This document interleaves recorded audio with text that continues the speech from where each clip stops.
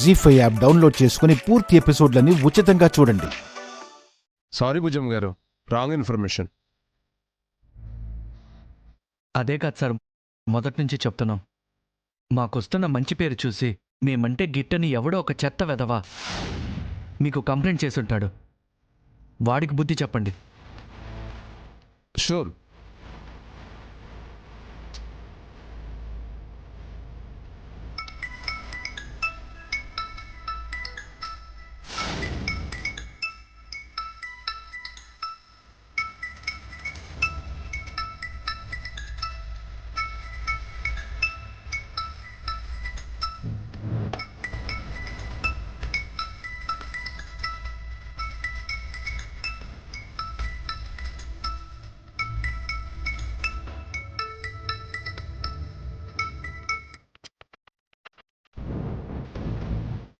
Call cut చేశాడు madam.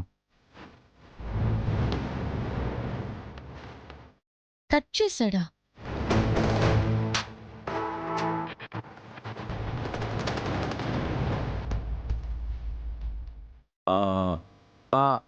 నానా, పనిలో ఉన్నాను, తర్వాత చేస్తానే.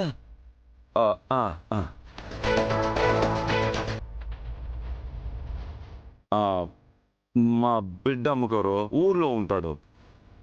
ఓ, మాట్లాడొచ్చు కదా మరి. పర్లేదమ్మా, పని ముఖ్యం కదా. మీరంటే పడని వాళ్ళే చేస్తుంటారు మేడం. మేమేమన్నా అంటామేమన్నా భయంతోనే ఫోన్ కట్ చేసినట్టున్నారు. ఇప్పుడు మీకు క్లియర్ అయింది కదా సార్. మా అత్తయ్య గారు లాభం కోసం చూడరండి, అందరి ఆరోగ్యమే ముఖ్యంగా చూస్తారు. మా ఎదుగుదల క్వాలిటీతోనే, కల్తీతో కాదు. సారీ భుజం గారు. పర్లేదు సార్, ఇది ఒక అందుకు మాకు మంచిదే. మరోసారి ఇలాంటి మీకు తప్పుడు సమాచారం ఇచ్చినా మీరు రారు కదా. ఇంకెందుకు వస్తామండి, మేము వెళ్ళొస్తామండి.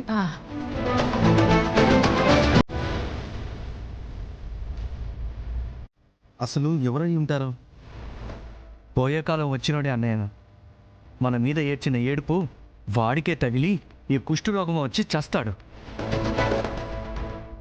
లేదంటే అంతా పోయి ముష్టెత్తుకుని బతుకుతాడు. వాళ్ళ పాపన వాళ్ళు పోతారులే రాజేష్. మంచిని చెడు ఏనాడు ఓడించలేదు, అదే ఓడిపోతూ ఉంటుంది.